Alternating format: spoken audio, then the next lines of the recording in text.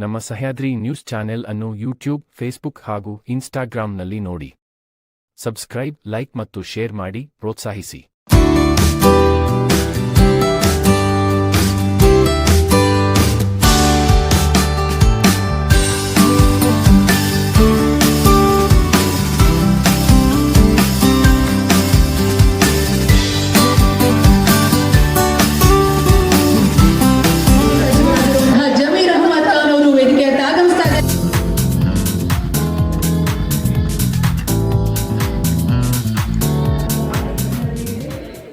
ವಿಧಾನಸೌಧದಲ್ಲಿ ಅಧಿವೇಶನದಲ್ಲೂ ಕೊಟ್ಟರು. ಅದಾದ ಭೇಟಿ ಮಾಡಿದಾಗಲೂ ಕೂಡ ಅದಕ್ಕೆ ಪೂರಕವಾದಂತಹ ವಾತಾವರಣ ನಿರ್ಮಾಣ ಮಾಡುವ ಹಾಗೆ ಸಂಬಂಧಪಟ್ಟ ಸೂಚನೆಗಳನ್ನು ಇಟ್ಟುಕೊಂಡು ಇದು ಆಗಿದೆ ಅಂತ ಹೇಳಿ ಆದೇಶ ಮಾಡಿದ್ರು. ಈ ಮುಂದಿನ ಮಾತಾಡಬೇಕಾದ ಬಗ್ಗೆ ಸರಿಯಾದಂತ ರೀತಿಯೊಳಗೆ ಆದೇಶವನ್ನ ಕೊಡ್ತಾರೆ ಅಂತ ವಿಶ್ವಾಸ ನನಗಿದೆ. ಪರ್ಮನೆಂಟ್ ವಿದ್ಯುತ್ ಕೊಡಬೇಕು ಅಂತ ಕೇಳಿದ್ದಕ್ಕೆ ಆದೇಶದ ಮಾತ್ರ ಕೈಗೆಟ್ಕೊಂಡು ಬಂದಿದೆ ಅಂತ ನಾನಂತೂ ಭಾವಿಸ್ತೇನೆ. ತುಂಬಾ ಸಂತೋಷದ ಸಂಗತಿ. ಬಜೆಟ್ ಅಧಿವೇಶನ ಬರ್ತಾ ಇದೆ, ಏನು ತೊಂದರೆ ಇಲ್ಲ. ಹಾಗಾಗಿ ಕೇಳಿದೆಲ್ಲ ಕೊಟ್ಟಿರೋದು ಜಮೀರ್ ಅಹಮದ್ ಅವ್ರಿಗೇನು ಪ್ರಶ್ನೆ. ನಮ್ದು ವೈಚಾರಿಕವಾಗಿ ಭಿನ್ನಾಭಿಪ್ರಾಯ 1000 ಇರುವ, ಆದ್ರೆ ಈ ತರ ಸಂದರ್ಭಗಳು ಮಾಡಿರುವಂತವ್ರು ನೆನಪು ಮಾಡ್ಕೊಳ್ದಂದ್ರೆ ಅದಕ್ಕೆ ಮನಸ್ಸತ್ವ ಇದೆ ಅಂತ ಅನಿಸೋದಿಲ್ಲ. ಹಾಗಾಗಿ ಆ ಕಾರ್ಯ ಮಾಡಿರುವಂತವರಿಗೆ ನಾನು ಅಭಿನಂದನೆಗಳನ್ನು ಸಲ್ಲಿಸ್ತೇನೆ. ಆ 12 ಕೋಟಿ ರೂಪಾಯಿ ವೆಚ್ಚದ ಇನ್ನೊಂದು ಸಂಖ್ಯೆ ಕೇಳಿದ್ದೀನಿ. ನಾವೀಗ 7.5 ವರ್ಷ ಆಯಿತು. ಜೊತೆ ಸಚಿವ ಸೋಮಣ್ಣ ಇದ್ದಂತ ಸಂದರ್ಭದಲ್ಲಿ ಕೂಡ ಅವರನ್ನು ರಿಕ್ವೆಸ್ಟ್ ಮಾಡಿದ್ವಿ. ಬಡವರು ಕಟ್ಟಬೇಕಾದ್ರೆ 5,80,000 ರೂಪಾಯಿ ಮನೆ, ಅದು ಇವತ್ತು 7,70,000 ರೂಪಾಯಿ ಹೊರಟೋಗ್ಬಿಟ್ಟಿದೆ. ಅದನ್ನು ದಯಮಾಡಿ ಆ 2 ಲಕ್ಷ ಜಾಸ್ತಿ ಆಗಲಿಕ್ಕೆ ಕಾರಣ ನಾವು, ಅದು ಸರ್ಕಾರ, ಯಾವುದೇ ಸರ್ಕಾರ ಹೇಳ್ಬೋದು. ಅವತ್ತಿನ ಬಿಜೆಪಿ ಸರ್ಕಾರ ಹೇಳ್ಬೋದು, ಇವತ್ತು ಕಾಂಗ್ರೆಸ್ ನೇತೃತ್ವ ಸರ್ಕಾರ ಹೇಳ್ಬೋದು. ಆದ್ರೆ ಸರ್ಕಾರದ ಹೊಣೆಗಳು ಹೊರಬೇಕಾಗುತ್ತೆ. ಹಾಗಾಗಿ ಆ 2 ಲಕ್ಷ ರೂಪಾಯಿ ಏನು ಹೊರೆ ಆಗ್ತಾ ಇದೆ ಅದನ್ನು ವಾಪಸ್ ಕೊಡಲಿಕ್ಕೆ ಅವತ್ತು ಅವ್ರಿಗೆ ಹೇಳಿದ್ರು. ಅವರು ಆ ತಿಂಗಳ ಪ್ರಯತ್ನವನ್ನು ಮಾಡ್ತೇವೆ ಅಂತ ಮಾತ್ರ ಹೇಳಿದ್ರು. 580ಕ್ಕೆ ತೀರ್ಮಾನ ಮಾಡ್ತೇವೆ ಅಂತ. ಅದಾದ್ಮೇಲೆ ಇನ್ನೊಂದು ಸರಿ ಚರ್ಚೆ ಮಾಡಿದಾಗ ಇವ್ರು ಇನ್ನೊಂದು ಮಾತನ್ನ ಮುಂದೆ ಒಂದು ಹೆಜ್ಜೆ ಮುಂದಕ್ಕೆ ಹೋಗಿ ಹೇಳಿದ್ರು. ಅವ್ರಿಗೆ 1 ಲಕ್ಷ ರೂಪಾಯಿ 70,000 ಅಥವಾ 1 ಲಕ್ಷ ರೂಪಾಯಿ ಕಟ್ಟಿದ್ರೆ ಸಾಕು, ಅವ್ರಿಗೆ ಯಾವ ಹಣವನ್ನು ಕಟ್ಟೋ ಅವಶ್ಯಕತೆ ಇಲ್ಲ. ಆ ತೀರ್ಮಾನವನ್ನು ಮಾತನ್ನು ಹೇಳಿದ್ದಾರೆ. ಅವರು ಒಟ್ಟೊಟ್ಟಿಗೆ ಚರ್ಚೆ ಮಾಡುವಂತ ಸಂದರ್ಭದಲ್ಲಿ ಈ ತರದ ಸಂಗತಿಗಳು, ಭಾವನಾತ್ಮಕವಾದ ಸಂಗತಿಗಳು, ಬಡವರವಾದಂತ ಸಂಗತಿಗಳ ಯೋಚನೆ ಮಾಡಿದಾಗ ಅವ್ರ ಜೊತೆ ಕೂತಾಗ ಅವ್ರು ಆಡುವಂತ ಮಾತನ್ನು ನೆನಪು ಮಾಡಿಕೊಡ್ತಾ ಇದ್ದಾರೆ. ಆದೇಶ ಆಗತ್ತೆ, ಅದು ನಂಬಿಕೆ ಇದೆ ನನಗೆ. ಕ್ಯಾಬಿನೆಟ್ ಡಿಸಿಷನ್ ಆಗ್ಬೇಕು ಅಂತ ಅವರು ಅಪೇಕ್ಷೆ ಮಾಡಿದ್ದಾರೆ, ಅದು ಹಾಗೆ ಆಗತ್ತೆ. ಅದಕ್ಕೆ ಯೋಚನೆ ಮುಂದಕ್ಕೆ ಹೋಗಿದ್ದಾರೆ. ಹಾಗಾಗಿ ಅವರಿಗೆ ಎಲ್ಲರ ಪರವಾಗಿ ಅಭಿನಂದನೆಗಳನ್ನು ಕೂಡ ಸಲ್ಲಿಸ್ತಾರೆ. ಇನ್ನೊಂದು ವಿನಂತಿ ಮಾಡ್ತಾರೆ, ಏನು ಅಂತಂದ್ರೆ ಈ ಹಿಂದೆ ಕೂಡ ಅದನ್ನು 24 ಮನೆಗಳು ಇಟ್ಕೊಟ್ಟಿದ್ದು ಅವರಿಗೆ ಸಾಲ ಮಾಡಿಬಿಟ್ಟಿದ್ದಾರೆ. ಅವರಿಗಾಗಲೇ ಬ್ಯಾಂಕ್ ಲೋನ್ ಆಗೋಗ್ಬಿಟ್ಟು ಈ 3,000 ಒಳಗಡೆ ಸೇರ್ಕೊಂಡು ಅವರು 624 ಕೂಡ ಸೇರಿಸಿ ಅದನ್ನು ಕೂಡ ಅವರಿಗೆ ಸಂದಾಯ ಆಗುವ ರೀತಿಯಾಗಿ ಆದ್ರೆ ಬಡವರಿಗೆ ನಿಜವಾಗ್ಲೂ ಒಳ್ಳೆಯದಾಗತ್ತೆ ಮಾತನ್ನ ಹೇಳ್ತಾ ಸಂತೋಷ ಏನು ಅಂತ ಹೇಳಿದ್ರೆ ಬಡವರು ಕೂಡ ಇಂಥ ಮನೆ ಇರಬೇಕು. ಅವಾಗಲೇ ಸರ್ಕಾರಕ್ಕೆ ಗೌರವ ಬರುತ್ತೆ. ಅದನ್ನು ಮಾನ್ಯ ಸಿದ್ದರಾಮಯ್ಯ ಸರ್ಕಾರದವರು ಇವತ್ತು ಮಾಡಿದ್ರು. ನಾನು ಒಂದು ಮಾತನ್ನು ಹೇಳಲಿಕ್ಕೆ ಇಷ್ಟಪಡ್ತೀನಿ. ನಮ್ಮ ತಂದೆ ಬಂಗಾರಪ್ಪಜಿಯವರು, ನಾನು ಹೇಳಬೇಕು ಅಂತ ಹೇಳಲ್ಲ, ಯಾಕೆಂದ್ರೆ ಎಲ್ಲಾ ಸತಿಗೂ ಅನಿವಾರ್ಯವಾಗಿ ನಾವು ಅವ್ರ ಹೆಸರುಗಳನ್ನ ಉಪಯೋಗ ಮಾಡ್ಕೊಳ್ಬೇಕಾಗುತ್ತೆ. ಆಶ್ರಯ ಅಂತ ಹೇಳಿ ಸ್ಟಾರ್ಟ್ ಮಾಡಿದ್ವಿ. ಆಶ್ರಯ, ಆರಾಧನಾ, ಅಕ್ಷಯ, ಅದನ್ನ ಇವತ್ತೇನಾದ್ರೂ ಈ ಮನೆಗಳು ಬಂದಿದ್ದಾವೆ ಅಂದ್ರೆ ಬೇರೆ ಬೇರೆ ಹಂತದಲ್ಲಿ ಕಾರಣ ಭೂಮಿಗಳು ಯಾರು ಅಂತ ಹೇಳಿದ್ರೆ ಕಾರಣಕರ್ತರು ಸನ್ಮಾನ್ಯ ಬಂಗಾರಪ್ಪಜಿಯವರು ಆಶ್ರಯ ಮನುಷ್ಯನ ಮಾಡಿದ್ರು. ಆದ್ರೆ ಈ ಬಡಾವಣೆಯನ್ನ ನಾಗಾರ್ಜುನ ಕನ್ಸ್ಟ್ರಕ್ಷನ್ಸ್ ಅವಾಗಲೂ ಕೂಡ ಆಶ್ರಯ ಬಡಾವಣೆ ಅಂತ ಹೇಳಿ ರೆಡಿಮೇಡ್ ಬ್ಲಾಕ್ಸ್ ಅಲ್ಲಿ ಮಾಡೋದು. ಏನಾಗ್ತದೆ ಬಂದ್ಬಿಟ್ಟು ಈ ರಾಜಕಾರಣಿ ಏನಾದ್ರು ಕೇಳ್ತಾರೆ, ಏನಾದ್ರು ಕೊಡ್ಬೇಕಾ ಅಂತ ಇದು ಗೊತ್ತಿದೆ. ನಮ್ಮ ತಂದೆ ಒಂದೇ ಹೇಳಿದ್ರು, 15% ಎಕ್ಸ್ಟ್ರಾ ಮನೆಗಳನ್ನು ಕಟ್ಕೊಡೋದು ಅಂತ ಹೇಳಿ ಬಂಗಾರಪ್ಪಜಿಯವರು ಹೇಳಿದ್ರು. ಅದನ್ನ ಬಂಗಾರಪ್ಪಜಿಯವರು ಹೇಳ್ತಾ ಇದ್ರು. ಯಾಕಂದ್ರೆ ಬಡವರಲ್ಲಿ ಯಾವತ್ತೂ ಕೂಡ ಯಾವುದೇ ತರಹದ ವೈಯಕ್ತಿಕವಾಗಿರ್ತಕ್ಕಂಥ ಆಸೆಗಳನ್ನು ಇಟ್ಕೊಳ್ಬಾರ್ದು. ಅದು ಯಾವತ್ತೂ ಕೂಡ ಒಳ್ಳೇದಾಗೋದಿಲ್ಲ. ಇವತ್ತು ಬಂಗಾರಪ್ಪಜಿಯವರ ಕಾರ್ಯಕ್ರಮಗಳನ್ನ ಬೇಕಾದಷ್ಟು ನಾವು ಹೇಳ್ತಾ ಹೋದ್ರೆ ಬೇಕಾದಷ್ಟು ಆಗುತ್ತೆ. ಇವತ್ತು ಇಡೀ ರಾಜ್ಯದಲ್ಲಿ ಇರ್ತಕ್ಕಂಥ ರೈತರು ಬಂಗಾರಪ್ಪಜಿಯವರನ್ನ ನೆನೆಸ್ಕೊಂಡು ಇವತ್ತು ಅವ್ರ ಹೊಲದಲ್ಲಿ ಇವತ್ತು 10 HP ಪುಕ್ಷಟೆ ಕರೆಂಟ್ ಅಲ್ಲಿ ಇವತ್ತು ರೈತರು ಬದುಕ್ತಾ ಇದ್ದಾರೆ ಅಂತ ಹೇಳಿದ್ರೆ, ಇವತ್ತು ಅದೇ ರೀತಿ ಸಿದ್ದರಾಮಯ್ಯರು ನಿಮ್ಮ ಮನೆ ಗೈಡ್ ಮಾಡಿದ್ದಾರೆ ಅಂತ ಹೇಳಿದ್ರೆ ತಪ್ಪಾಗಬಾರ್ದು. ಯಾವುದೇ ಸರ್ಕಾರ ಹೋಗಿ 33 ವರ್ಷ ಆಯ್ತು. 33 ವರ್ಷ ಆಯ್ತು ಚಳಿ ಅವರಿಗೆ. ನಿಮ್ಮ ಸರ್ಕಾರ ಇದ್ದಾಗ, ನಮ್ಮ ಸರ್ಕಾರ ಇದ್ದಾಗ ಯಾರು ಅದನ್ನ ನಿಲ್ಸಕ್ಕಾಗಲಿಲ್ಲ. ಸುಮಾರು 22,000 ಕೋಟಿ ಕೇಂದ್ರೀಯ ಸರ್ಕಾರದವರು ನಮ್ಮ ರೈತರ ಪರವಾಗಿ ಕರೆಂಟ್ ಅನ್ನು ಕಟ್ತಾ ಇದ್ದಾರೆ. ಅದೇ ರೀತಿ ಬಡವರ ಪರವಾಗಿ 53-54 ಸಾವಿರ ಕೋಟಿ ಈ 4-5 ಯೋಜನೆಗಳಲ್ಲಿ ಇವತ್ತು ಕೊಡ್ತಾ ಇದ್ದಾರೆ. ಅಂದ್ರೆ ಯಾವುದೇ ಕಮಿಷನ್ ಇಲ್ಲ, ಏನಿಲ್ಲ, ನೇರವಾಗಿ ನಿಮ್ಮ ಖಾತೆಗೆ ಬರತಕ್ಕಂಥ ಕೆಲಸವನ್ನು ಮಾಡಿದ್ದಾರೆ. ಮತ್ತೆ ನಾನು ನಿಮಗೆ ವಿಶ್ವಾಸವನ್ನು ಕೊಡಲಿಕ್ಕೆ ಇಷ್ಟಪಡ್ತೀನಿ. ಜಾಸ್ತಿ ಬರಬೇಕು ಹೊರತು ಬರೀ ಸ್ವರ್ಗ ಕೋಳಿ ಅಂತ ಹೇಳಿ ನಾನು ಕೇಳೋದಿಲ್ಲ. ಶಿವಮೊಗ್ಗ ಜಿಲ್ಲೆಯಲ್ಲೇ ಫಸ್ಟ್ ಇರಬೇಕು. ಚಪ್ಪಾಳೆ ಮೂಲಕ ನೀವು ಎಷ್ಟು ಚಪ್ಪಾಳೆ ಕೊಡ್ತೀರಾ, ಸೊ ಏನಾದ್ರು ನಂಬರ್ ಘೋಷಣೆ ಮಾಡ್ತೀರಾ ಹೇಳಿ ಬೇಕಾದ್ರೆ ಅದನ್ನ ಹೇಳ್ತೀರಾ. ಓಕೆ, ಅವ್ರು ಏನೋ ನಂಬರ್ ಹೇಳ್ತಾರೆ ಅಂತ ನಂಬರ್ ಹೇಳಿಲ್ಲ ಅಂದ್ರೆ ಬಿಡೋದಿಲ್ಲ. ಅವ್ರು ಅರ್ಜೆಂಟಲ್ಲಿ ಇದ್ದಾರೆ ಹೋಗಕ್ಕೆ, ಅಲ್ಲಿ ಬಿಡ್ಬೇಡ್ರಿ, ಎಲ್ಲ ನಿಲ್ಲಿಸ್ಬಿಡ್ರಿ, ನಂಬರ್ ಹೇಳ್ಬಿಟ್ಟು ಹೋಗ್ಬೇಡಿ. ಹಾಗೆ ಒಳ್ಳೇದು. ಜಮೀರ್ ಭಾಯ್, ನಿಮ್ಮ ಇಲಾಖೆಯಿಂದ ಬಡವರಿಗೆ ಮನೆ ಕೊಡ್ತಕ್ಕಂಥದ್ದು ವ್ಯವಸ್ಥೆ ಮತ್ತು ನಿಮ್ಮ ಇಲಾಖೆಯಲ್ಲಿ ಬೇರೆ ಬೇರೆ ಕೂಡ ಮೈನಾರಿಟಿ ಇರ್ಬೋದು, ಎಲ್ಲದೂ ಕೂಡ ನಿಮ್ಮ ಸಹಕಾರ ನಮ್ಮ ಜಿಲ್ಲೆಯಲ್ಲಿ ಯಾವತ್ತೂ ಕೂಡ ಇರಲಿ ಅಂತಕ್ಕಂಥದ್ದು ಹೇಳಿ, ಬುಕ್ಸು, ಯೂನಿಫಾರ್ಮ್ ಎಲ್ಲ ಕೊಡ್ತೇವೆ. ಮಕ್ಕಳು ಬರಲಿಲ್ಲ ಅಂದ್ರೆ ಕಷ್ಟ ಆಗುತ್ತಲ್ಲ. ಈಗ ಬೇಡಿಕೆ ಇಟ್ಟಿದ್ದಾರೆ. ನಾನು ಸ್ಕೂಲ್ನ ನಾನು ಸ್ಯಾಂಕ್ಷನ್ ಮಾಡೋದು ನಾನೇ ನಿಲ್ಲಿಸಿದ್ರೆ ಅದನ್ನು ತಲೆ ಕೆಡಿಸ್ಕೊಳಕ್ಕೆ ಹೋಗ್ಬಿಡಿ. ಜಾಗ ನೋಡಿ ಫೈನಲ್ ಮಾಡಿ ಅದನ್ನ ದಯವಿಟ್ಟು ಇಲಾಖೆಯವರು ನಮ್ಮ DDP ಇದ್ದಾರ, DDP ನೋಡಿ ನಾಳೆ ಬಂದು ಜನರ ಜೊತೆಗೆ ಮಾತಾಡ್ಬಿಟ್ಟು ಅದನ್ನ ಮಾಡಿ ಈ ವರ್ಷನೇ ಬೇಕಾದ್ರೆ ಶುರು ಮಾಡ್ಕೊಳ್ಳೋಣ, ಏನು ತೊಂದರೆ ಏನಿಲ್ಲ. ಅದು ಮಾಡಿ ಮಕ್ಕಳಿಗೆ ಅನುಕೂಲ ಆಗ್ತದೆ. ಬಸ್ ವ್ಯವಸ್ಥೆ ನೀವು ಮಾಡಬೇಕು. ಆಮೇಲೆ ಕಾರ್ಪೊರೇಷನ್ ಕಮಿಷನರ್ ನೀವು ನನಗೆ ಪದೇ ಪದೇ ನೆಟ್ ಮಾಡಬೇಕು. ಜಮೀನ್ ಅವ್ರ ಹತ್ರ ದುಡ್ಡು ತರ್ತಕ್ಕಂಥದ್ದು ಬ್ಯಾಲೆನ್ಸ್ ಅವ್ರು ಕೊಡ್ತೀನಿ ಅಂದ್ಮೇಲೆ ನಾವು ಕೇಳ್ಬೇಕಾಗ್ತದೆ, ಏನು ಮಾಡೋಕ್ಕಲ್ಲ. KBದು ಪರ್ಮನೆಂಟ್ ಕನೆಕ್ಷನ್, ವಾಟರ್ ಕನೆಕ್ಷನ್ ಇವೆರಡು ಕೂಡ ಹಾಕ್ಬೇಕಾಗುತ್ತೆ. ಯಾಕಂದ್ರೆ ಬಡವ್ರನ್ನ ಹಂಗೆ ಬಿಡೋದಿಲ್ಲ. ಅದೊಂದು ಎಲ್ಲರಿಗೂ ನೀವು ಜವಾಬ್ದಾರಿ ಆಗ್ತಾರೆ. ನೆನ್ಪು ಮಾಡೋ ಕೆಲಸ ನಿಮ್ದು. ಇಷ್ಟ ಹೇಳಿ ಎಲ್ಲರಿಗೂ ಜೈ ಜೈ ಭೀಮ್. ವೇದಿಕೆ ಮೇಲೆ ಆಸೀನಿರುವ ಜೊತೆಲಿ ಮನೆಯ ಈಶ್ವರಪ್ಪ ಅವನು ವಿಧಾನಸೌಧ, ಈಶ್ವರಪ್ಪ ಅವ್ರ ಮನೆಯ ಮಾಜಿ ಮಂತ್ರಿಗಳು, ನನ್ನ ಆತ್ಮೀಯ ಸ್ನೇಹಿತರು. ಅವರು 2-3 ಸತಿ ಒಂದ್ಸತಿ ವಿಧಾನಸೌಧಕ್ಕೆ ಬಂದಿದ್ರು. ಇದೇ ಕೆಲಸಕ್ಕೆ ವಿಧಾನಸೌಧ 2016ರಲ್ಲಿ ಮನೆಯ ಸಿದ್ದರಾಮಯ್ಯ ಅವರು ಹಿಂದಿನ ಮುಖ್ಯಮಂತ್ರಿ ಇರುವಾಗ ಈ ಬುದ್ಧಿ ಪೂಜೆನ ಮಾಡಿರೋದು ತಮ್ಗೆ ಗೊತ್ತಿಲ್ಲದ ವಿಚಾರ. ಟೋಟಲ್ ಇಲ್ಲಿ 3,000 ಆಸ್ತಿಯ ಮನೆಗಳು, 3,000 ಮನೆಗಳಲ್ಲಿ 624 ಮನೆಗಳು 2023ರಲ್ಲಿ ಮನೆ ಈಶ್ವರಪ್ಪ BJP ಸರ್ಕಾರ ಇರುವಾಗ ಮನೆ ಈಶ್ವರಪ್ಪ ಅವರು 624 ಮನೆಗಳು ಆಲ್ರೆಡಿ ಹ್ಯಾಂಡ್ ಓವರ್ನ ಮಾಡಿದ್ದಾರೆ. ಅದ್ರ ಜೊತೆ ಇವತ್ತು ಅಲಾಟ್ಮೆಂಟ್ ಲ್ಯಾಟ್ರಿ ಮುಖಾಂತರ ಇವತ್ತು 653 ಮನೆ ಲ್ಯಾಟ್ರಿ ಮುಖಾಂತರ ನಾವು ಇವತ್ತು ಎತ್ತಾ ಇದ್ದೀವಿ. 652 ಮನೆ, ಒಟ್ಟಾಗಿ 3,000 ಮನೆಗಳು.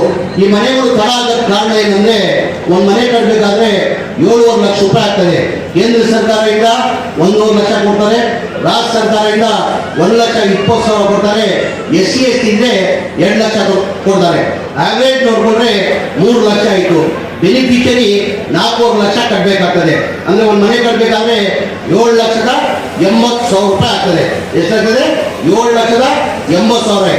ಅವಾಗ ಯಾವಾಗ ಟೆಂಡರ್ ಕರೆದಿ ಗುಲ್ಲಿ ಪೂಜೆ ಆಗಿದ್ದು ಆ ಅವಧಿದಲ್ಲೇ 1.5 ವರ್ಷದಲ್ಲಿ ಕಂಪ್ಲೀಟ್ ಮಾಡಿದ್ರೆ ಮನೆಗಳು 5 ಲಕ್ಷದ ಕಂಪ್ಲೀಟ್ ಆಗೋದು. ಈ ತಡಾದ ಕಾರಣಕ್ಕೆ 2 ಲಕ್ಷ ರೂಪಾಯಿ ಜಾಸ್ತಿ ಆಗಿದೆ. ಅಂದ್ರೆ ಒಂದು ಮನೆ ಕಟ್ಟಬೇಕಾದ್ರೆ 7,80,000 ರೂಪಾಯಿ ಆಗ್ತದೆ. ಆ ಹಿನ್ನೆಲೆಯಲ್ಲಿ ನಮ್ಮ ಸರ್ಕಾರ ಬಂದಾದ್ಮೇಲೆ, ನಾನು ಮಂತ್ರಿ ಆದ್ಮೇಲೆ, ನನ್ನ ಗಮನಕ್ಕೆ ಬಂದಾದ್ಮೇಲೆ ಟೋಟಲ್ ರಾಜೀವ್ ಗಾಂಧಿಯಲ್ಲಿ AHP ಸ್ಕೀಮ್ ಅಂತ ನಮಗೆ ಏನು ಆಶ್ರಯ ಬಂದಿದೆ ಅದು AHP ಸ್ಕೀಮ್ ಅಂತೀವಿ. 47,860 ಮನೆಗಳು ಒಟ್ಟಾಗಿ ಕರ್ನಾಟಕ ರಾಜ್ಯದಲ್ಲಿ, ಈ ಶಿವಮೊಗ್ಗದಿಂದ ಹೊಂದಿರ್ಬೋದು 3,000 ಮನೆಗಳು. ಬೇರೆ ಬೇರೆ ಕಡೆ ಎಲ್ಲ ರಾಜ್ಯದಲ್ಲಿ 47,863 ಮನೆಗಳು ಅನ್ಕಂಪ್ಲೀಟ್ ಆಗಿತ್ತು. ಅದು 2000 ಹಿಂದಿನ ಸರ್ಕಾರದಲ್ಲಿ ಸಿದ್ದರಾಮಯ್ಯ ಮುಖ್ಯಮಂತ್ರಿ ಇರುವಾಗಲೇ ಸ್ಯಾಂಕ್ಷನ್ ಆಗಿದ್ದು. ಅದಾದ್ಮೇಲೆ ಸಮ್ಮಿಶ್ರ ಸರ್ಕಾರ ಬಂತು, BJP ಸರ್ಕಾರ ಬಂತು, ಅವ್ರ ಮನೆ ಕೊಡಕ್ಕೆ ಸಾಧ್ಯ ಆಗಲಿಲ್ಲ. ಕಾರಣ ಅಂದ್ರೆ ಬೆನಿಫಿಷರಿ 4.5 ಲಕ್ಷ ಕಟ್ಟಬೇಕಾಗ್ತದೆ. 4.5 ಲಕ್ಷ ಎಲ್ಲಿಂದ ಕಟ್ಟಕ್ಕೆ ಸಾಧ್ಯ? ಟೋಟಲ್ ಬೆನಿಫಿಷರಿ ಪೇಮೆಂಟ್ ಒಟ್ಟಾಗಿ 47,860 ಮನೆಗೆ ಬೆನಿಫಿಷರಿ ಪೇಮೆಂಟ್ ಬರಬೇಕಾಗಿದ್ದು 2,700 ಕೋಟಿ ಬೆನಿಫಿಷರಿ ಪೇಮೆಂಟ್ ಬರಬೇಕಾಗಿತ್ತು. ನಮಗೆ ಬರೇ 135 ಕೋಟಿ ಬೆನಿಫಿಷರಿ ಪೇಮೆಂಟ್ ಬಂದಿತ್ತಲ್ಲ. ನಾನು ಮಂತ್ರಿ ಆದ್ಮೇಲೆ, ನನ್ನ ಗಮನಕ್ಕೆ ಬಂದಾದ್ಮೇಲೆ ಮನೆ ಮುಖ್ಯಮಂತ್ರಿ ಯಡಿಯೂರಪ್ಪ ಅವರು ಹೇಳಿದ್ರು, ಈ ಗ್ಯಾರಂಟಿಗಳೇ ತಮಗೆಲ್ಲ ಗೊತ್ತಿದ್ದಂಗೆ 55ರಿಂದ 60,000 ಕೋಟಿ ಗ್ಯಾರಂಟಿಗಳಾಗ್ತದೆ. ಅದರಲ್ಲಿ ಇದು ಒಂದು ಮಾತ್ರ ಇಲ್ಲ, ಅದ್ರ ಜೊತೆ ಸ್ಲಮ್ ಮನೆಗಳು ಇತ್ತು.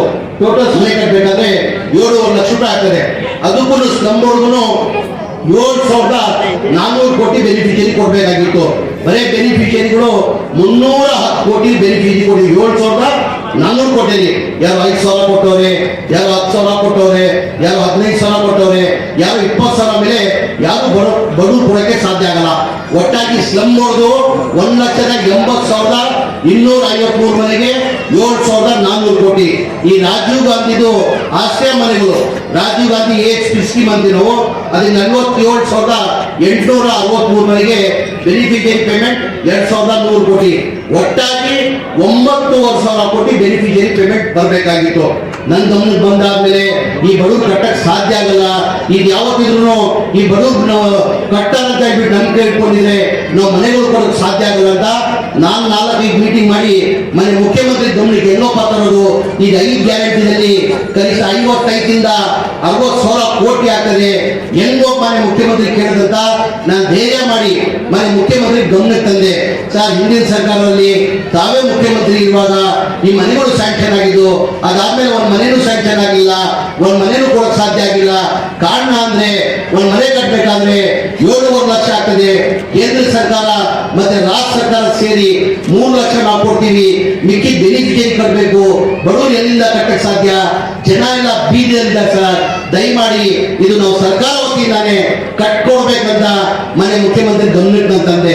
ಮನೆ ಮುಖ್ಯಮಂತ್ರಿ 2-3 ರಿವ್ಯೂ ಮೀಟಿಂಗ್ ಮಾಡಿ ಅವ್ರು ಕಣೋ ನೀನ್ ಹೇಳ್ತಾರ ಸತ್ಯ, ಇದು ಬಡವರು ಕಟ್ಟಕ್ ಸಾಧ್ಯ ಆಗಲ್ಲ, ದುಡ್ಡು ಕಟ್ಟಕ್ ಸಾಧ್ಯ ಆಗಲ್ಲ, ನಾವೇ ನಮ್ಮ ಸರ್ಕಾರದಿಂದ ಅದು ಎಷ್ಟರ ಕಷ್ಟ ಆಗಲಿ ನಾನು ಕೊಡ್ತೀನಿ ಅಂತ ಹೇಳ್ಬಿಟ್ಟು ಹೋದ ವರ್ಷದಲ್ಲಿ ಕ್ಯಾಬಿನೆಟ್ ಅಲ್ಲಿ ತಂದು 3500 ಕೋಟಿ ಬಿಡುಗಡೆ ಮಾಡಿ ಮನೆ ಮುಖ್ಯಮಂತ್ರಿಗಳು 500 ಕೋಟಿ ಬಿಡುಗಡೆ ಮಾಡಿದ ಕಾರಣಕ್ಕೆ ಹೋದ ವರ್ಷ ಫೆಬ್ರವರಿ 36,789 ಮನೆಗಳು ಸಂಬೂರ್ದು ನಾವು ಕೊಟ್ಟಿರೋ ತಮಗೆಲ್ಲ ಗೊತ್ತಿದೆ ವಿಚಾರ.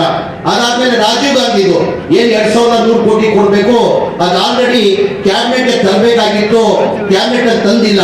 ಈ ಬರೋ ಕ್ಯಾಬಿನೆಟ್ ನಾನು ಚೆನ್ನೈ ಸರ್ ಹೇಳಿದ್ದೀನಿ, ನಾನು ಸರ್ ಈ ಕ್ಯಾಬಿನೆಟ್ ಆಲ್ರೆಡಿ CM ಅಪ್ರೂವ್ ಕೊಟ್ಬಿಟ್ಟಿದ್ದಾರೆ, ಕ್ಯಾಬಿನೆಟ್ ಅಲ್ಲಿ ತಂದು ನಾವು ಅಪ್ರೂವ್ ಮಾಡಬೇಕು. ಕ್ಯಾಬಿನೆಟ್ ಅಲ್ಲಿ ತಂದು ಈ ರಾಜೀವ್ ಗಾಂಧಿಯಿಂದನು ಬರೋ ಕ್ಯಾಬಿನೆಟ್ ಇಲ್ಲಾಂದ್ರೆ ಅದಾದ್ಮೇಲೆ ಕ್ಯಾಬಿನೆಟ್ ಅಲ್ಲಿ ತಂದು ಅಸೆಂಬ್ಲಿಯಲ್ಲಿ 10ನೇ ತಾರೀಕುವರೆಗೂ ತಂದು ಬರೀ ಅಪ್ರೂವ್ ಮಾಡ್ಕೊಬೇಕಾಗಿತ್ತು. ಓವರಾಲ್ ಅಪ್ರೂವ್ ಕೊಟ್ಟಿದ್ದಾರೆ, ಕ್ಯಾಬಿನೆಟ್ ಅಲ್ಲಿ ತಂದು ಅಪ್ರೂವ್ ಮಾಡ್ಕೊಳ್ಬೇಕು. ಮನೆ ಮುಖ್ಯಮಂತ್ರಿಗಳು ಇದಕ್ಕೂ ಒಪ್ಕೊಂಡಿದ್ದಾರೆ, ಇದಕ್ಕೂ ಕ್ಯಾಬಿನೆಟ್ ಅಲ್ಲಿ ತಂದು ಈ ಮನೆಗಳು ನಾವು first stage, second stage, third stage ಇಂದ ಬಂದಿರೋಣ. ನಿಮ್ದು ಟೋಟಲ್ ಇರೋದು 3,000 ಮನೆ, 220 ಮನೆಗಳು ಆಲ್ರೆಡಿ ನಾವು ಹ್ಯಾಂಡ್ ಓವರ್ ಮಾಡಿಬಿಟ್ಟಿದ್ದೀವಿ. ಯಾರು 220 ಮನೆಗಳು ತಗೊಂಡಿದ್ದೀರಾ ಪಾಪ ಅವರು 624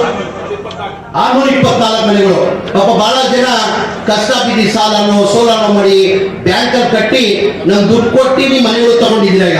ಈಗ ನಾವು ಈಗ ಏನ್ ಬ್ಯಾಟ್ರಿ ಇಡ್ತಾ ಇದೀವಿ ಅದ್ರಲ್ಲಿ ಬಹಳ 40 ಜನ ಏನೋ ಪಾಪ ಸಾಲನೋ ಸೋಲ ಮಾಡಿ ಬ್ಯಾಂಕಿಂದ ಲೋನ್ ಮಾಡ್ಕೊಂಡು ಇವ್ರು 40 ಜನ ಏನೋ ಹ್ಯಾಂಡ್ ಓವರ್ ಮನೆಗಳು ಹ್ಯಾಂಡ್ ಓವರ್ ತಗೊಂತಾ ಇದ್ದೀರಾ. ಅವ್ರಿಗೆಲ್ಲ ಒಂದು ಮಾತಾಡಕ್ ಬಯಸ್ತಾ ಇದ್ದೀನಿ, ಹಿಂದೆ ಯಾರು 624 ಮನೆ ನೀವು ಸಾಲನೋ ಸೋಲನೋ ಬ್ಯಾಂಕಿಂದ ಮಾಡಿ ದುಡ್ಡು ತಗೊಂಡಿದ್ದೀರಾ, ಆಮೇಲೆ ಇವತ್ತೇ 40 ಜನ ಮನೆ ಎಲ್ಲ ದುಡ್ಡು ಕಟ್ಬಿಟ್ಟು ಇವತ್ತು ನೀವು 40 ಜನ ಏನ್ ಹ್ಯಾಂಡ್ ಓವರ್ ತಗೊಂಡಿರಾ ಅವ್ರ ಮಾತಾಡಕ್ ಬಯಸ್ತಾ ಇದ್ದೀನಿ. ಆ ದುಡ್ಡನ್ನ ನಿಮಗೆ ಕ್ಯಾಬಿನೆಟ್ ಅಲ್ಲಿ ತಂದು ಅಪ್ರೂವ್ ಮಾಡಿ 1 ರಿಂದ 1.5 ತಿಂಗಳಲ್ಲಿ ಆ ದುಡ್ಡನ್ನ ನಾವು ವಾಪಸ್ ಕೊಡ್ತೀವಿ. ಈ ಬ್ಯಾಂಕ್ ಕಟ್ಟಿ ಅದು ವಜಾ ಮಾಡ್ತಾರೆ. ಮಧುವಣ್ಣ ಈಗ ಆಲ್ರೆಡಿ ಬ್ಯಾಂಕ್ ಕಟ್ಬಿಟ್ಟವ್ರ ಹಿಂದೆ ಆಲ್ರೆಡಿ ಮನೆಗಳು ಕೊಟ್ಬಿಟ್ಟವ್ರೆ. ಏನ್ 47,860 ಮನೆಗಳಲ್ಲಿ 624 ಮನೆಗಳು 2023 ಕೊಟ್ಬಿಟ್ಟಿದ್ವಿ ನಾವು.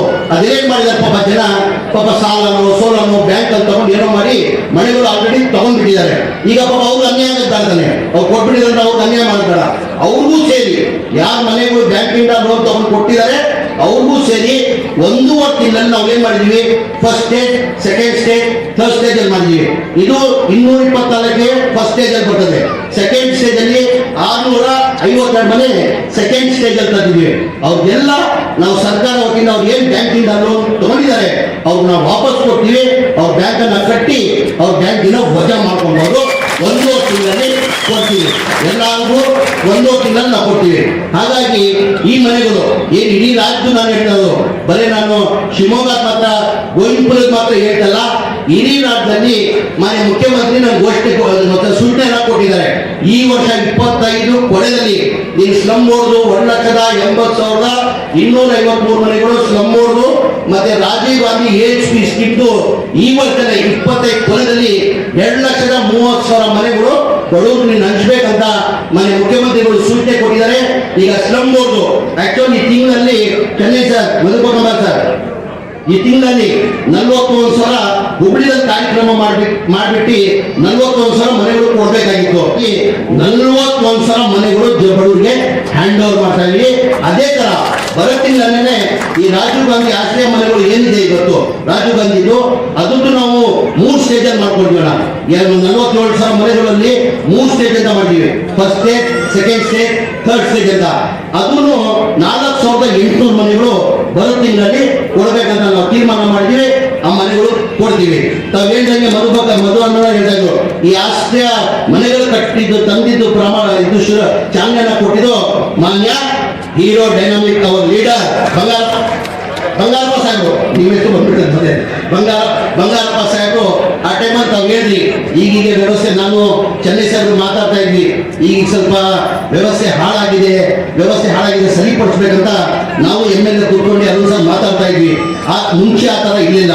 2005-2000ವರೆಗೂ ಆ ವ್ಯವಸ್ಥೆ ಇತ್ತು, ಸಣ್ಣ ಪುಟ್ಟ ಇತ್ತು. ಆ ವ್ಯವಸ್ಥೆ ಕರಪ್ಷನ್ ಹೆಚ್ಚಾಗಿರ್ಲಿಲ್ಲ. ಆ ಟೈಮಲ್ಲಿ ಮಧುವಣ್ಣ ಹೇಳ್ತಾ ಇದ್ರು, ನಮ್ಮ ತಂದೆಯವರು ಬಂದು ಯಾರೋ ಕಾಂಟ್ರಾಕ್ಟರ್ ಬಂದು ಆಫರ್ ಕೊಟ್ಟಂತೆ, ಸರ್ ಇಷ್ಟು ಮನೆಗಳು ಕಟ್ಟಕ್ಕೆ ನೀವು ಇಷ್ಟು ಇದು ಮಾಡಿದ್ದೀರಾ, ನನಗೆ ನಮ್ಮ ಕಡೆಯಿಂದ ಏನಾಗಬೇಡ ನಾನು ಫುಲ್ಫಿಲ್ ಮಾಡಕ್ಕೆ ನನ್ನ ತಯಾರು, ನನ್ನ ಕಮಿಟ್ಮೆಂಟ್ ಅಂತ ಬಂಗಾರಪ್ಪ ಸಾಹೇಬ್ರು ಬಂದು ಹೇಳುವಾಗ ಬಂಗಾರ ಸಾಹೇಬ್ರು ಕೂತ್ಕೊಂಡು ಕೇಳಿದೆ, ಆಯ್ತಪ್ಪ ಎಷ್ಟು ಕೊಡ್ತೀವಿ ಅಂತ. ಸರ್ ಇದು ಮೊದಲೇ ಬಾರಿ ಸ್ಕೀಮ್ ತಂದಿದ್ರೆ ನೀವು ಏನು ಹೇಳ್ತೀರ ನಾನು ಮಾಡ್ತೀನಿ ಅಂದಿದ್ದಕ್ಕೆ, ಆಯ್ತಪ್ಪ ನನಗೇನು ಬೇಕಾಗಿಲ್ಲ, ಆ ಮನೆಗಳಿಗೆಲ್ಲ ನಾನು ದುಡ್ಡಿಂದ ಬಡವ್ರದ್ದು ನಾನು ಹುಳ ಬಿಡ್ತಾ ಇದ್ದೀನಿ, 15% ಮನೆಗಳು ಹೆಚ್ಚು ಮಾಡಿಕೊಡು ಬಡವ್ರಿಗಂತೂ ಅಂತ ಮನೆ ಬಂಗಾರಪ್ಪ ಸಾಹೇಬ್ ಹೇಳಿದ್ರು. ಆ ಥರ ಆ ಹಿನ್ನೆಲೆಯಲ್ಲಿ ಬಡವರಿಗೆ ನಮ್ಮ ಮನೆ ಕೊಡೋದು ಕರ್ತವ್ಯ. ಅದು ಒಂದೇ ಇಲ್ಲ, ತಮಗೆಲ್ಲ ಗೊತ್ತೈತಂಗೆ ಇದು 5 ಗ್ಯಾರಂಟಿಗಳು ಜೊತೆ ನಾನು ಮಂತ್ರಿ ಆದ್ಮೇಲೆ ಇನ್ನೊಂದು ಬ್ಯಾಂಗ್ಳೂರಲ್ಲಿ ಈಗ ನಾನು ಮಂತ್ರಿಯಾಗಿ ನಾವು ಮುಖ್ಯಮಂತ್ರಿಗಳು ಮಾಡಿದ ಕೆಲಸಗಳು ನಾವು ಕಣ್ಣಾರೆ ನೋಡಿದ್ದೀವಿ. ನಮ್ಗೆಲ್ಲ ತಿಳಿಸೋದು ನಾವು ಮಾಡಲೇಬೇಕಾಗ್ತದೆ, ನಾವು ಮೆಚ್ಕೊಡ್ಲೇಬೇಕಾಗ್ತದೆ. ಏಕೆಂದ್ರೆ ಅವರು ಬಡವ್ರ ಬಗ್ಗೆ ಪಾರ್ಬೋದಾಗಿದ್ದಿಲ್ಲ. ಈಗ ಬೇಜಾರು ಮಾಡ್ಕೊಂಡು ಹೇಳಿರ್ತಾರೆ. ಈಗ ಯಡಿಯೂರಪ್ಪ 2 ವರ್ಷ ಮುಖ್ಯಮಂತ್ರಿ ಆಗಿದ್ರು, ಬಸವರಾಜ ಬೊಮ್ಮಾಯಿ ಅವರು 2 ವರ್ಷ ಮುಖ್ಯಮಂತ್ರಿ ಆಗಿದ್ರು. ಬಡವ್ರ ಬಗ್ಗೆ ಕಾಳಜಿದ್ರೆ ಅವರೇ ಒಪ್ಕೊಳ್ಬೇಕಾಗಿದ್ದಾನೆ. ಸ್ಲಮ್ ಬೋರ್ಡ್ ನಾವೇ ಕೊಡ್ತೀವಿ. ಈಗ ಯಡಿಯೂರಪ್ಪ ಸಿದ್ದರಾಮಯ್ಯ ಒಪ್ಕೊಂಡು ಈಗ ದುಡ್ಡು ಕೊಡ್ತಾ ಇದ್ದಾರೆ. ಆ ಥರ ಅವರು ಒಪ್ಕೊಂಡು ಕೊಡ್ಬೇಕಾಗಿತ್ತು. ಬಡವ್ರ ಬಗ್ಗೆ ಕಾಳಜಿ ಸಿದ್ದರಾಮಯ್ಯಗೆ ಇದೆ ಅಂತ ಗ್ಯಾರಂಟಿನೂ ಸಿದ್ದರಾಮಯ್ಯ ಇದೆ ಅಂತ ಹೇಳಕ್ಕೆ ಬಯಸ್ತಾ ಇದ್ದೀನಿ. ನಾವೆಲ್ಲ ಹೇಳೋದು, ನಾನು ಯಾವತ್ತೂ ಹೇಳ್ತೀನಿ, ನಾನು ಪಕ್ಷ ಭೇದ ಯಾವತ್ತೂ ಮಾಡಲ್ಲ, ಆಮೇಲೆ ಜಾತಿ ಭೇದನೂ ಮಾಡಲ್ಲ ಸರ್. ಎಲ್ಲರೂ ಒಂದೇ ಆದರೂ ಸರ್ ನಾನು ಹೇಳ್ತೀನಿ. ನಾನು ಮುಸ್ಲಿಂ ಆಗಿರ್ಬೋದು, ಅದಕ್ಕಿಂತ ಮುಂಚೆ ನಾನೊಬ್ಬ ಹಿಂದೂಸ್ತಾನಿ ಕನ್ನಡಿಗ, ಆಮೇಲೆ ನಾನು ಮುಸ್ಲಿಂ. ಎಲ್ಲ ರಾಜಕಾರಣಿಗಳಿಗೆ ಒಂದು ಸಲಹೆ ಕೊಡ್ತೀನಿ ನಾನು ಎಲ್ಲ ರಾಜಕಾರಣಿಗಳಿಗೆ ಒಂದು ಯಾವ ವೇದಿಕೆ ಮೇಲೆ ಅವರು ಒಂದು ಹೇಳೋದು, ದಯಮಾಡಿ ನೀವು ರಾಜಕೀಯಕ್ಕೆ ಬಂದಾದ್ಮೇಲೆ ದಯಮಾಡಿ ಜಾತಿ ಮಾಡಬೇಡಿ. ನೀವು ಜಾತಿ ಮಾಡಿದ್ರೆ ಮನೇಲಿ ಇಟ್ಕೊಂಡು ಜಾತಿ ಮಾಡಿ, ರಾಜಕೀಯಕ್ಕೆ ಬಂದು ಜಾತಿ ಮಾಡಬೇಡಿ. ಕಾರಣ ಏನಂದ್ರೆ ನಾವು ರಾಜಕಾರಣಿಗಳಿಗೆ ಲಕ್ಷಾಂತರ ಜನ ಎಲ್ಲಾ ಸಮಾಜದ ವರ್ಗವರು ನಮ್ಮನ್ನ ನಂಬಿರ್ತಾರೆ. ನಾವು ಜಾತಿ ಮಾಡಕ್ ಹೋದ್ರೆ ದೇವ್ರು ನಮ್ಮ ಸಂಸ್ಥಾನ. ನಾವೇನೋ ರಾಜಕಾರಣಿಗಳು ಜಾತಿ ಮಾಡಿದ್ರೆ ನಮ್ಮ ಮಕ್ಕಳು ಒಳ್ಳೆ ಆಗಲ್ಲ. ಹೇಳ್ತಾ ನಾವು ಯಾವತ್ತೂ ಸರ್ ಇವತ್ತು ನಾವು ಹೇಳಿದ್ದೀರಾ, ನಾವು ವಿದ್ಯುತ್ ಕೊಡಕ್ಕೆ 12 ಲಕ್ಷ ರೂಪಾಯಿ ಆಗ್ತದೆ, ಕರೆಂಟ್ ಕೊಡಕ್ಕೆ 12 ಕೋಟಿ ಆಗ್ತದೆ. ನಾವು ಇದು ಬೆನಿಫಿಷಿಯರಿ ಜೊತೆ ಇನ್ಫ್ರಾ ನಾವು ತಗೊಂಡಿದ್ದೀವಿ. ಆಲ್ರೆಡಿ ಮುನ್ಸಿಪಾಲ್ಟಿಯಿಂದನೂ ಈ ರೋಡ್ ಎಲ್ಲ ರಸ್ತೆ ಎಲ್ಲ ಮುನ್ಸಿಪಾಲ್ಟಿಯಿಂದ ಪಾಪ ಕಮಿಷನರ್ ಮೇಡಮೇ ಮಾಡಿರೋದು. ಇದು ಕರೆಂಟ್ ಪರ್ಮನೆಂಟ್ ಕರೆಂಟ್ ಕೊಡಕ್ಕೆ ಏನು 12 ಕೋಟಿ ತಾವು ಕೇಳಿದ್ದೀರಾ, ಅದು 12 ಕೋಟಿ ಪೂರ 3000 ಮನೆಗೆ ಆಲ್ರೆಡಿ ನಾವು ಇನ್ಕ್ಲೂಡ್ ಮಾಡಿದ್ದೀವಿ. ಇದು ಈ ಮನೆಗಳಿಗೆ 600 ಮತ್ತೆ 624 ಮನೆ, 652 ಮನೆಗೆ 1 ವರ್ಷದಲ್ಲಿ ಆ ಕರೆಂಟ್ ಎಷ್ಟನ್ನ ದುಡ್ಡಾಗಿ ಆ ಕಟ್ಟದ ವ್ಯವಸ್ಥೆ ನಾನು ಮಾಡ್ತೀನಿ. ಅದು ನಮ್ಮ ಜವಾಬ್ದಾರಿ ಅಂತ ಹೇಳ್ಬೇಕು. ಅದ್ರ ಜೊತೆ ತಾವು ಹೇಳಿದ್ರಿ ಸ್ಲಮ್ಗಳು ಮನೆಗಳು ಒಂದು ಹೇಳಿದ್ರಿ. ತಾವು ಯಾವಾಗ ಬರ್ತೀನಿ ನಾನು ನೋಡಿದ್ದೀನಿ. ನಾವು ಮುಂಚೆ ನನ್ನ ಪರಿಚಯ ಇರಲಿಲ್ಲ, ಕೇಳಿದ್ದೇನೆ ಸರ್. ಯಾವಾಗ ನಾವು ಒಂದ್ಸತಿ ಆದರೂ ಒಂದು ಅಸಂಬಳದಲ್ಲಿ ನನ್ನ ನೆಮ್ಮದಿ ಆಗಿದ್ದೀರಾ? ಯಾವಾಗ ಹೇಳಿ ಸರ್, ಬರೇ ಫೈಲ್ ಇಟ್ಕೊಂಡು ಬರೋದು, ಈ ಕೆಲಸ ಆ ಕೆಲಸ ಈ ಕೆಲಸ. ನಾನು ಹೇಳಿದೆ ಸರ್, ಮೊದಲೇ ಬಾರಿ MLA ಆಗಿದ್ದೀರಾ, ಸ್ವಲ್ಪ ತಾಳ್ಮೆ ಇರಲಿ ಅಂದ್ರೆ. ಇಲ್ಲ ಸರ್, ಜನ ನಂಬಿಟ್ಟವ್ರೆ, ಅವ್ರನ್ನ ನಾನು ತೀರಿಸ್ಬೇಕು ಅಂತ ಪಾಪ ನನ್ನ ಡಿಕೆಗೆ ಹಾಕಿಲ್ಲ. ನನ್ನ ಕಣ್ಣಾರೆ ನೋಡಿದಂಗೆ ಎಲ್ಲಾ ಇಲಾಖೆಗಳಲ್ಲಿ ಹೋಗಿ ಅವ್ರ ಸಂಬಂಧಪಟ್ಟ ಮಂತ್ರಿಗೆ ಹೋಗ್ಬಿಟ್ಟು ಅವ್ರ ಪರ್ಸನಲ್ ಕೆಲಸ ಯಾವ ತರ ಮಾಡಬೇಕು ಆ ತರ ಅವ್ರ ಕ್ಷೇತ್ರದ ಕೆಲಸ ಇವತ್ತು ಚೆನ್ನಾಗಿ ಮಾಡ್ತಾ ಇದ್ದಾರೆ.